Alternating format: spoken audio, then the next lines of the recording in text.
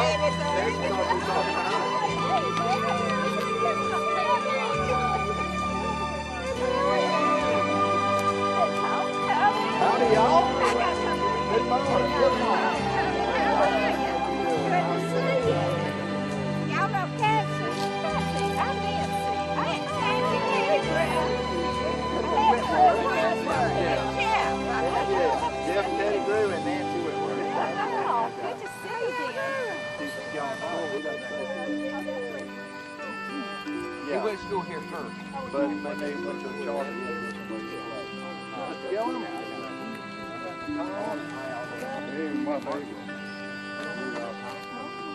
Oh, that's your son and General Assembly before last. We were in the same committee together.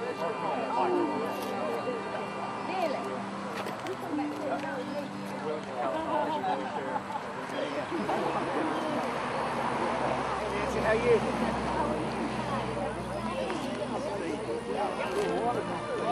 Around here.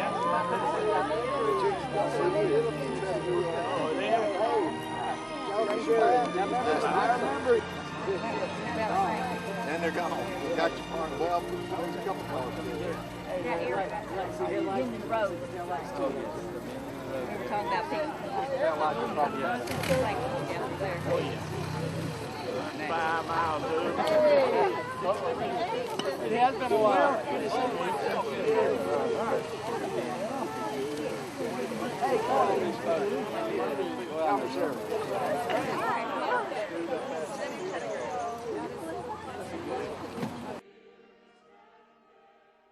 Full in this, and we're gonna. And now I can relax a little bit. We are indeed thankful for Mr. Hester. He is one of the most dedicated elders I've ever known. And he keeps good records, too. And I do want, you're going to mention something. Recognize one of our other, there was just not room, or do we have any other minister besides Reverend Kinley? We're glad to have you. I know you are.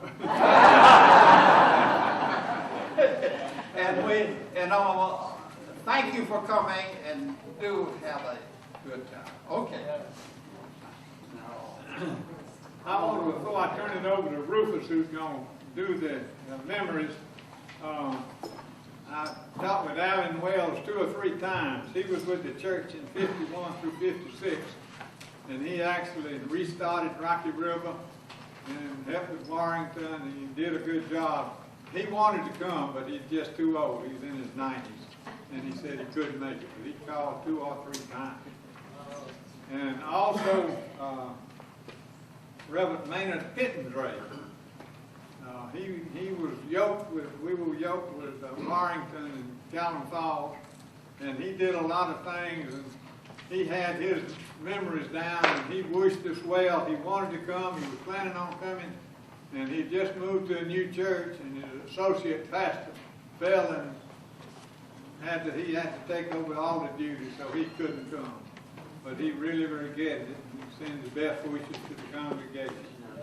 And Sarah Young, Reverend Sarah Young, was wanted to come, but she had a prior commitment to the Donald's church today. She said she was going to mention our celebration to her.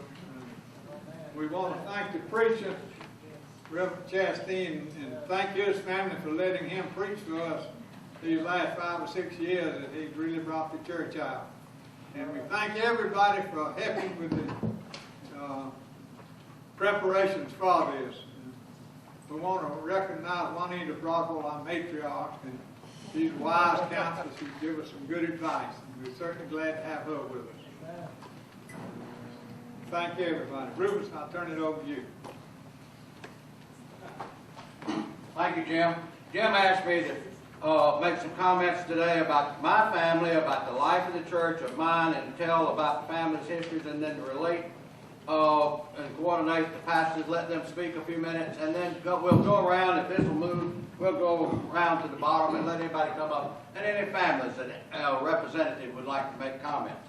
When I was walking in today, my sister-in-law Doc gave me something I think is important enough. It came from the Abbeville Presbyterian Church, and it's dated. Let's go back before this church was formed. It's go back to October the 1st, 1912. It says, with the incorporation of the young ladies' Bible class and the Sunday school in the session, the pastor has been able to arrange to help a small band of Presbyterians in Calhoun Falls with eventually planning to organize a church.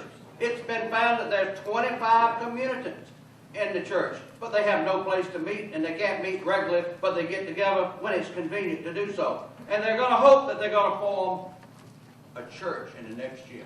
Hey, I got an announcement to make. They did. Okay. My father came over here and day after Christmas in 1916. He got off the train, rode from Abbeville to Calhoun Falls, got off, opened up a business in the first business, stayed around for about business for over 75 years. And then the next year he went off to defend his country in World War I, and his brother Jim came to run his business, and then Walt Sherrod came over and started a business in Calhoun Falls. So that's where 3 of our families started off in the church. When my dad came over, the church was 3.5 years old. And then in January of 1924, he got married to my mother, Ruth Calvert from Abbeville. Now they dated for 7 years, because she wouldn't come to Calhoun Falls until he could have electricity and indoor plumbing. So that's when, if you want to know, Lee, you want to know when plumbing, about 1924. Mr. Sammy Neal Dixon served as church treasurer here in the beginning, and my dad took over later. And he told me that many times the funds would be short, and they'd talk to several men in the church, and they'd say, we need some money. So they'd dig deep down in their pockets, and they'd pull out money enough to pay the preacher and pay for things. And I just want to know, I have a question. Is that what we call today conducted on every member canvas? And today we think we have to have big, beautiful, and active, big buildings with a gymnasium and all of this. But believe me, you don't have to have it. Billy Patterson, Jim Hester, and I, and others can tell you that if you can be taught the Word of God. Now, I don't mean you have to learn it, but you can be exposed to it. If you have an old-time school teacher like Miss L, Miss Emma Linnell, and she can teach you, she sits in the front seat of a car and she turns around to the back seat where you crowded in there. And for sure, you learn, let me read, catechism, scriptures, and Bible lessons. And oh, by the way, we didn't waste that valuable ration wartime gas to turn the heat on to keep warm. You just put on more coats and a blanket. And also, if in the summertime and spring, you could sit out, as Jim mentioned in some things he put in memories, you can sit out under the oak trees out front. He mentioned Allen Wells. Allen came here in 1951. I was 14 years old. we had a board of deacons in the 50s of Frank Sherrod Jr., Roy Templeton, Jim Hester, Bill Snipes, Joe Hopkins, Alan Patterson, Ralph Martin, and Gaines Pettigrew. The elders of this church were Frank Sherrod Sr., Grady Patterson Sr., J.C. Gillett, C.L. Red Rock, and Hogan Martin. Today, in our modern PCA church, Reverend, we say that we're going to call elders now ruling elders, right? Just change it. That's right. And we're going to call preachers teaching elders. Well, I got news for you. The elders of the Calhoun Falls Presbyterian Church were way ahead of their time. They were truly ruling elders back then. What they said, the deacons did, and I have proof of that. And we'll show it to you in a minute. We only had a few members when Reverend Wells came, but the story goes that the elders called a meeting, and they told the deacons it was their responsibility to grow the church. Grow the church they did. You can check on how many members were born after that. And the population exploded, and into the late 1960s, we had a lot of youth. Matter of fact, I'm going to change a little. I want some of this youth in this church who was here. Stand up. Let's see how many we got here today.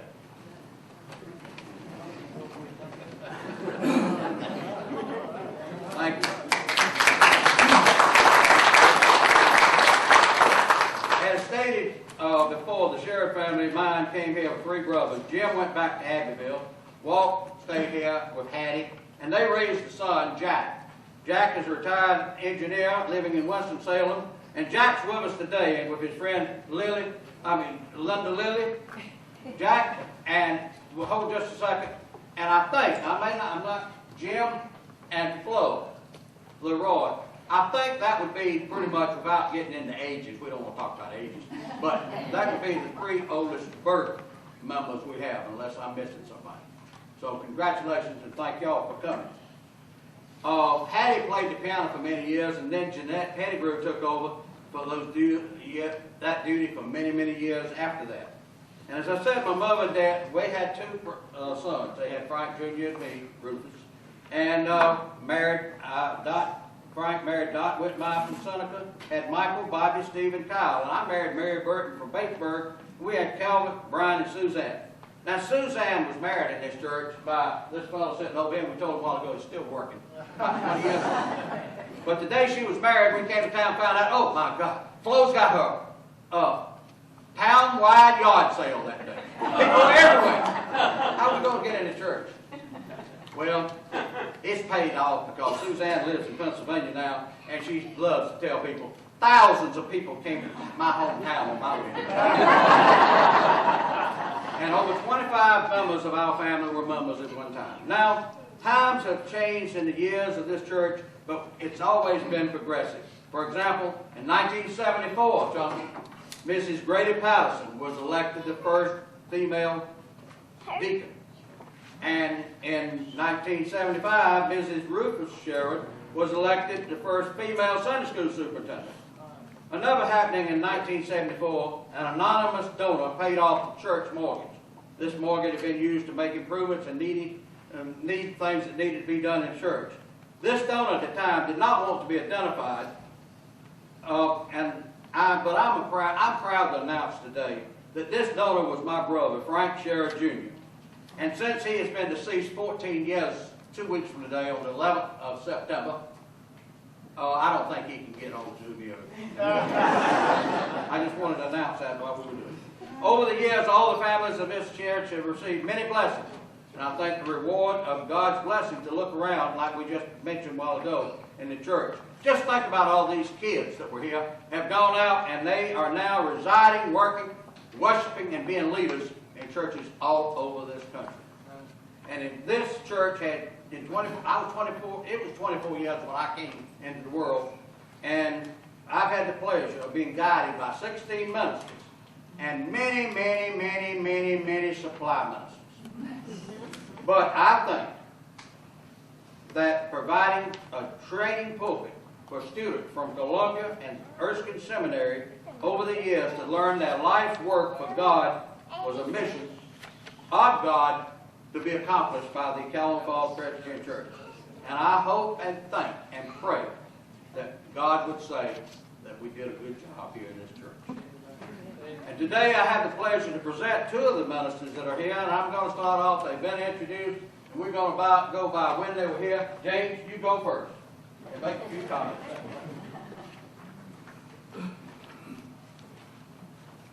It's my privilege to be back among you. I can't imagine. It's been 25 years ago was when I first came here, and we came just after the 75th anniversary celebration of this church. And when the 75th anniversary celebration occurred, they told us it was going to happen like 2 weeks before we came to be here, and so they said come to the 75th, so we came for the 75th, and it's just hard to imagine it's been 25 years since then. We really enjoyed our time here. I have lots of good memories of being here, and so nice to see so many faces here. Many of you I recognize, some of you I don't, but I'm glad to be back here. We were here 7 years. I was just noticing driving into Calhoun Falls, the streets are very different. Coming into town, this doesn't look the same. And I got sort of disoriented coming in. I said, now wait a minute, we should have passed by the church on the left. What happened? We ended up on this road and felt like we were going to go right on out of Calhoun Falls. And I said, wait a minute, there's Pettigrew's. Wait a minute, we've got to turn. Recognize downtown and turn around. But it's just a great privilege to be here and to share with you.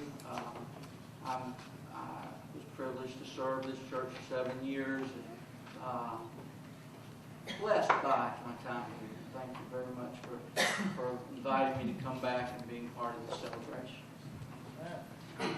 Thank you, James. And Leslie, please be quiet. Sitting right here, we want to recognize her. And Larry Bates. Thank you, Rufus.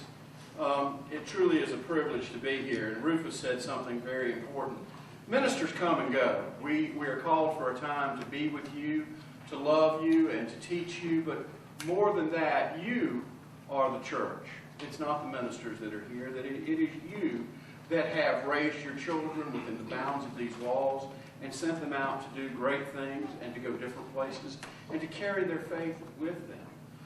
My time here was very meaningful in many ways.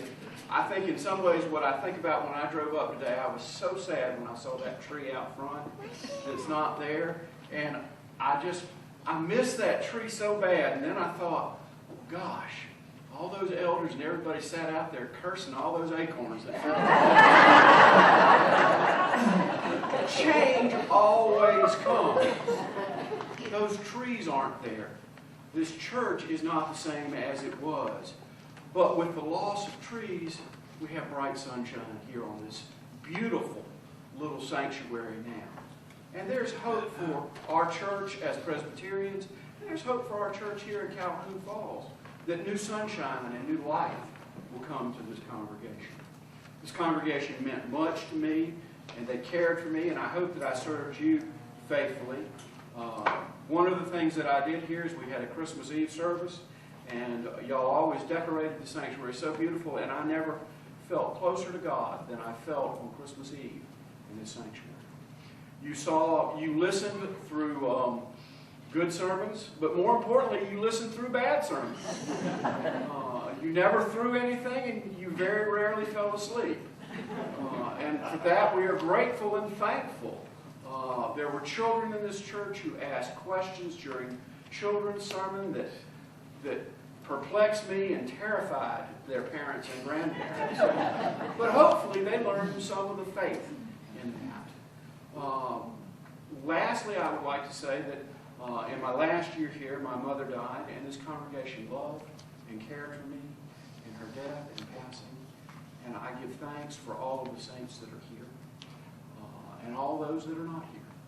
There are names that we know and recognize, and I recognize most of the faces, but I probably know all of the names out here. Lastly, I would just like to say a word about my successor, who was Jane Bright, who was a dear friend of mine and died a year and a half ago. And I can just say from the heart that Jane loved and enjoyed the people here. She had the gift of music and shared it, and this congregation meant so much to her. Now, being a good preacher, you know not to stand in the way of a hungry congregation. Thank you, Larry. And you know, I'm going to get to do now what I've always wanted to do. I used to hear Art Linkletter, I think he was, saying, "This is your life." So now anyone, we've got all families represented, and we have one from each family just would like to say a few words. You can do it from your seat, or but they put this on the short string. No, they didn't. We got it made. We got it made. But if anybody would like to say anything, let's just go ahead and start. We've got about 30 minutes between now and time to eat, so you might as well. I was in this church from the time I was 2 years old until I reached my 17th birthday when I joined the Navy. But my mother loved this church.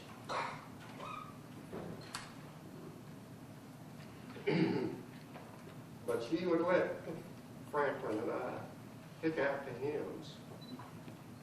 But we always voted on a Christian soldiers. And that was trashed maybe 4 out of 5 times. But we usually got our way once a week. But our Sunday school class was right out here in front of the church. Oh, this church is different. It's been turned 90 degrees. And, but anyway, Miss Emma taught our Sunday school class in a car that was parked out front.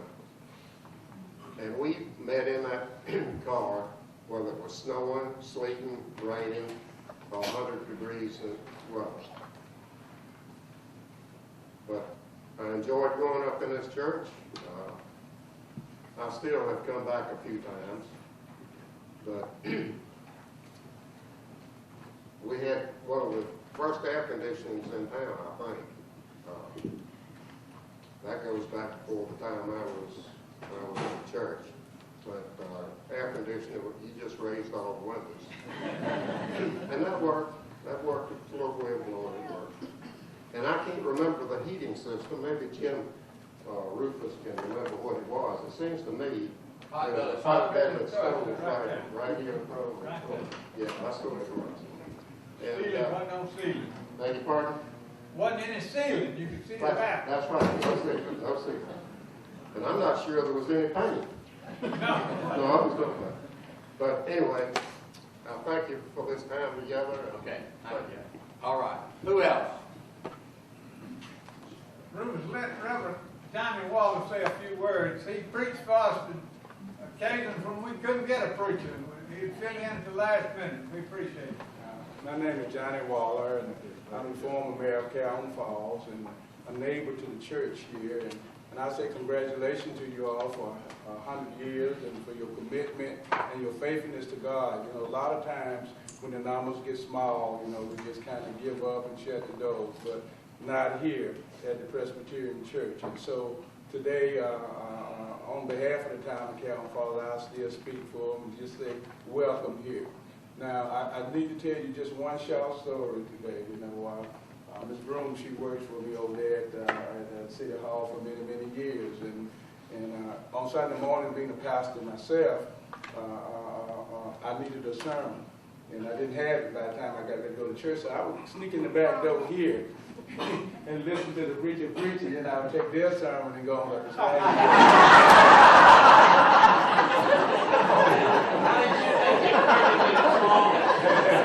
I had to add to it. But this particular Sunday morning, I came here, and you know, because being senior citizen church at that time, and I just eased in the back door and coming through the back, and I saw Mr. Jim Hester and his wife and Miss Broom and Mr. Broom. They were just pointing fingers and then pointing at each other. I didn't know what was going on. I thought I had to break up a church fight. But they had mistakenly not gotten a pastor for the week. And then Miss Broom turned around and said, "There's a preacher!" And ever since then, I've been, you know, every now and then when they run into trouble with the pastor, I run over and give them the little 20-minute sermon. You say, 20-minute sermon. and I go on up to Springfield. But again, I'm just so happy to be a neighbor to the church. They look out for me, we look out for one another. And that's what community is, and that's what church is all about. God bless you. Okay, now he's relaxed it up now. Come on. We need somebody else. Robin, come on up. You've been looking back here saying, We got a lot of time to waste, and I don't want Rufus talking the whole time.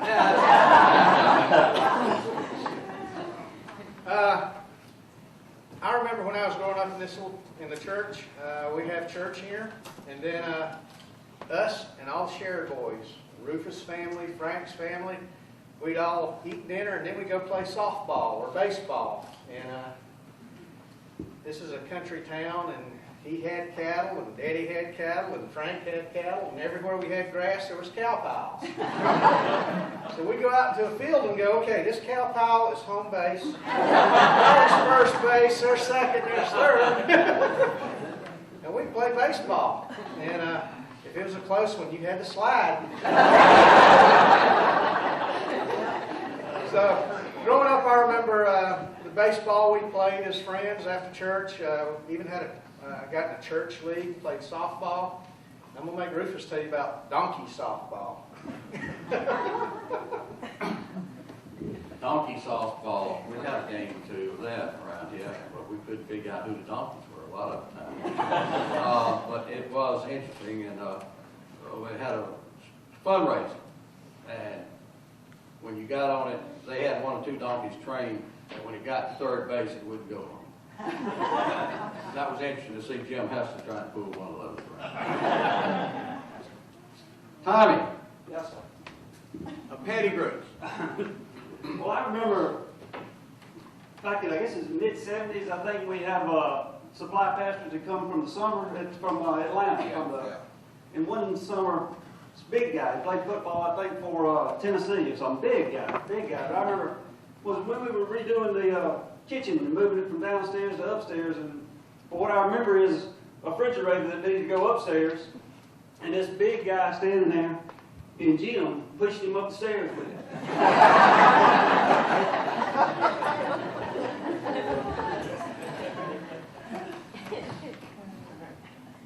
Have you welcomed us, Mayor?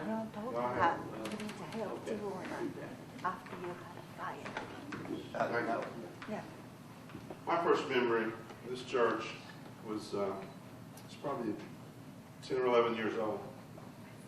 I grew up in the North Side Baptist Church. I'd never been in here, but I came over at the Boy Scouts, I think it was.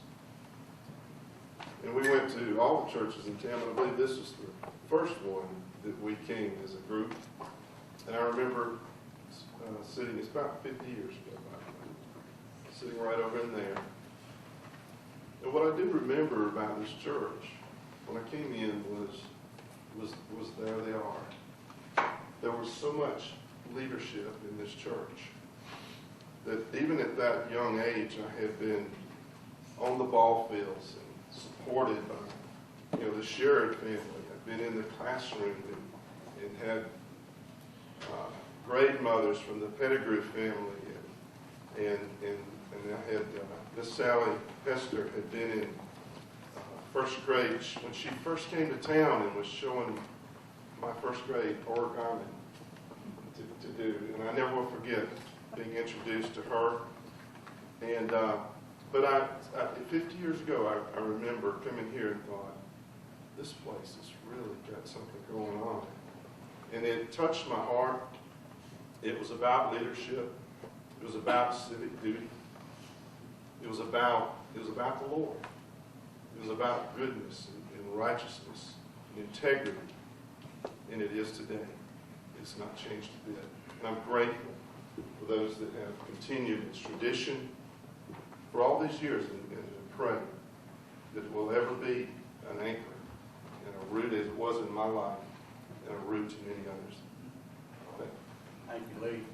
Lee, I'm glad you knew what it was when you came over here, Presbyterian, because my wife was at a meeting not too long ago at church, and they had invited some people from ladies from home, to come and have a meal with them and so forth. And they were having a good time. They were really getting rooted, and one of them turned to my wife and said, "What is a Presbyterian?" So I'm glad I'm glad you got it. Okay. All right, we have Joe. I guess can you have two pedigrees? Yes, you Most people probably heard the stories I'm going to tell. Reverend Bates brought up an interesting point that my mother loved the Christmas Eve service.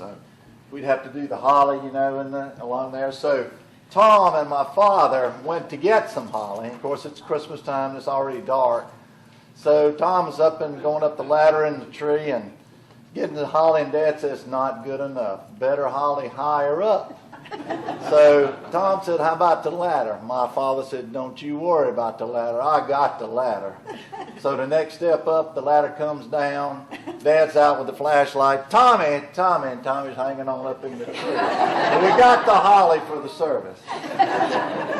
And the second thing is, Tom and I talked about this, and I'm not sure, but when we had our fire that destroyed the store, we had a supply minister for the summer, Reverend Burgess, and he pitched in and spent the weeks with us during that summer, helping us get back on our feet. Tom and Randy Lyons looked like they were, with Reverend Waller, after it's been a day like that, they were covered up head to toe. There was a church that stood behind us and helped us through, and we, of course, obviously we love the church, and Mother loved the church. And Dad, he did whatever had to be done, so we... And Sally's pointed out that maybe I ought to let some of the girls talk, because there's a lot more guys growing up here than there were girls in the church at the time. Okay. Girls, come forward. I'm going to say something. Dad has got something to say. She's a girl. That's a girl. I have to tell you about Nancy Pettigrew. When we had a church, teenagers and a Sunday school class, we didn't have a girl, but only one girl was a Nancy. And they all of them want to play softball and baseball and everything. So one day Nancy said, I'm a girl, but I can play softball.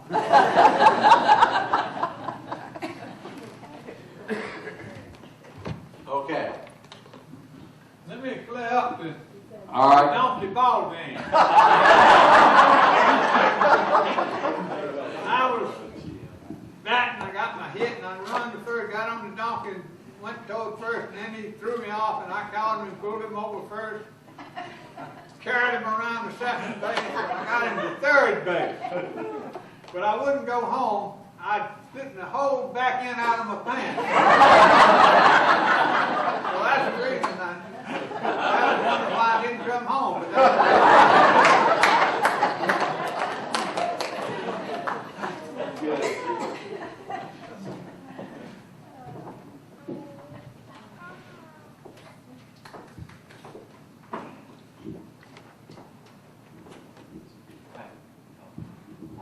I'm Vicki Ellis Sharp. I remember coming to Bible school here, and I've asked several people about this church, so maybe some of you all remember it. When we came to Bible school first thing in the morning, we met here in the sanctuary and had a little program. There was a church that sat on the communion table, and as we walked to our individual classes, we dropped our offering in the steeple of this church. And as it dropped down, it rang a bell. I'd love to know where that church is. Does anybody else remember it? But I was married here 38 years ago, and my husband Tom's in the congregation. So it's always been a part of my life. And I'm glad to be here today.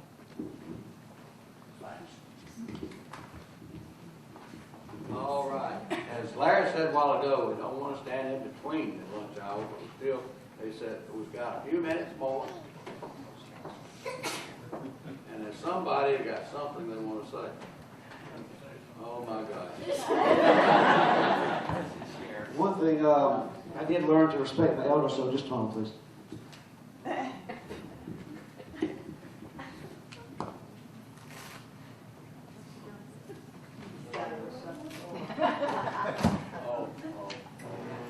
I know that one. My grandfather would always make us get up and close that door every time I was going home.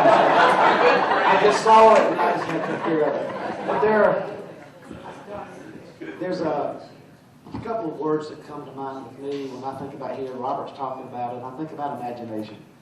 One thing I learned here was imagination, because if we weren't playing softball elsewhere, after Sunday school and before church, we would play wiffle ball right out here. And we learned that the clothesline was first base, and trash can lid was second base. And Tommy, I think the porch was third base if you touched it. But home was an area. It wasn't a certain spot. Home was just an area that you were from. So it's kind of like your own imagination that you do that. But we also learned that we had the imagination. We didn't have a wiffle ball for a long time. So Mr. Potato Head worked real good. It hurt a little bit, but it was also worked real good. So I learned that too. I also learned something here about trust. And trust is when they take up the offering and they would bring it up to the front. And then if your family was part of the treasury or whatever else, and they had to leave early, that they could just gather the money in the back and leave before church was over with. And the only one that was worried about that was the supply minister who asked, hey, you know that guy who just took the money out before the church was over with? So everybody kind of trusted everybody around as far as that goes. I also learned about the warmth of it, and yeah, I remember when the windows weren't stained, they were clear and open. And I remember a gas heater right here for the warmth. But also learned during that time, I'd say, about Jesus. And a lot of us did, because if you misbehaved, you were taken outside for a come to Jesus moment. But more importantly on that is, I think if you remember the songs of Jesus Loves Me, I remember but being in this church, where Jesus Loves Me, it goes by the red and yellow, black and white. And this was one church where we always did have red and yellow, black and white, and all served under one God. So that's the memories that I have. Okay, thank you. Okay, yes. Sorry, I'll be short. I don't just speak like this.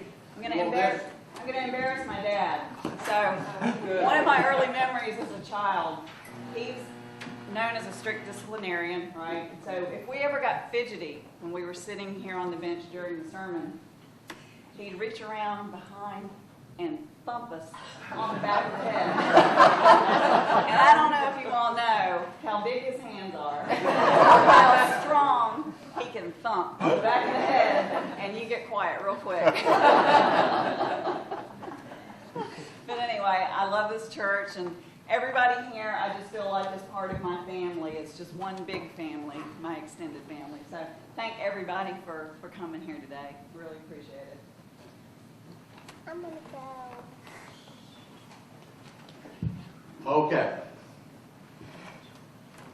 Rufus. Yes. Okay. You know, these preachers just can't. I was wondering about it. Hey, you're taking my time. You just, I don't. I'm Lee Kennerly, and I preached down at Willington and have for a number of years. And Willington and Mount Carmel are sort of like sister churches. We're small in number. We're great and huge in love, and we love our communities. And Calhoun Falls is so wonderful for us because they reciprocate. We have Christmas, they come. They have Christmas, we come. We have a homecoming, they come. They have homecoming, we come. And so we really have a wonderful relationship, and we appreciate the members here and how they add to our experience and how they allow us to add to their experience. thank you, Lee. Anyone else? Let me thank everybody. No. Thank you. We really appreciate everybody coming. And thank everybody that worked to make this possible. And I want to give a lot of credit to my wife. She's behind me and she pushed me on. And we'll conclude. You can go through this door and go into the food. Okay. Go ahead, now. Suzanne? 58. let's sing a couple verses before we dismiss. God be with you till we meet again. Did you finish? Yeah. Anybody else?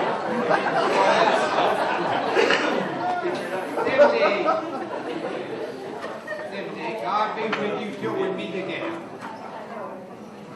You know it? Let's do the first and last. How about it? God be with you till we meet again. God is some kind of holy. God be with you till we meet